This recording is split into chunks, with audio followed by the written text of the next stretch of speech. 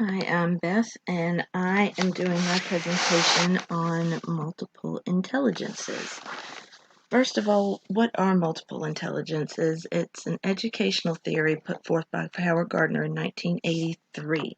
There are 7 intelligences. He came up with the ninth in 1999. The first is linguistic. That has to do with words and reading, people that are good with rhyming. Musical intelligence is people that are musically inclined, they can sing or play an instrument well. Logical mathematical is dealing with mathematical operations, scientific investigation, they approach problems logically. Um, Spatial intelligence has to do with knowing where things are in space. They have a good sense of direction. Body kinesthetic, this is athletic people. They like to participate in sports and dancing.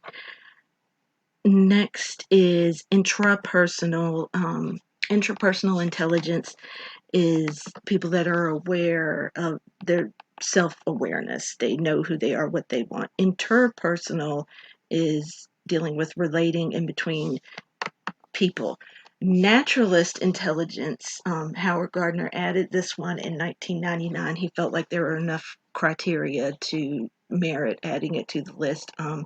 Naturalist intelligence, which isn't just responding to nature and seeing patterns in nature, but it's also being able to classify things, sorting and comparing, and so forth. What does it mean? Well, it's not just what you're good at, but it's how you learn best. Some examples would be people with high linguistic intelligence are they respond to activities with rhymes and chants that helps them remember information. People with high musical intelligence retain information when it's presented in the form of songs and jingles. Um, People with body kinesthetic intelligence, they respond to movement and dances. The principles of multiple intelligence, students should be encouraged to use their preferred intelligence. Know what you're good at, go with your strengths. Next, we should have our instruction and assessment should appeal to multiple forms of intelligence. This is important in the library because all kids are different. Different students learn in different ways.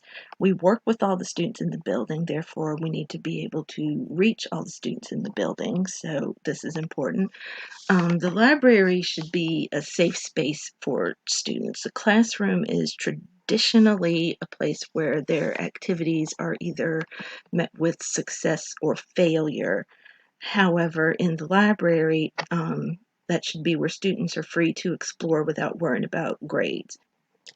Further implications for the library. Multiple intelligences can have implications for how we design our library spaces. There is a school library at a private school in Missouri whose entire library is designed around the basis and principles of multiple intelligences. This is not really realistic for the rest of us, but we could take this extreme and use those principles to design areas of our library and in setting up stations and so forth.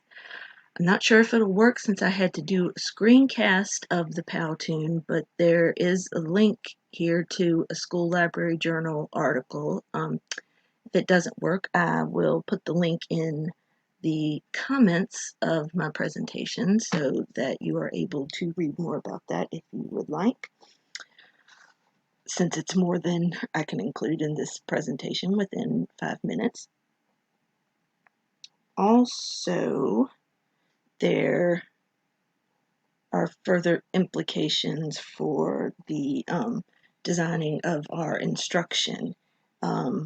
We should keep multiple intelligences in mind when we are designing instruction and activities for our students, and even when planning professional development for staff. Students is not a term that is exclusive to kids. And that concludes my presentation, and here are my citations. And I thank you so much.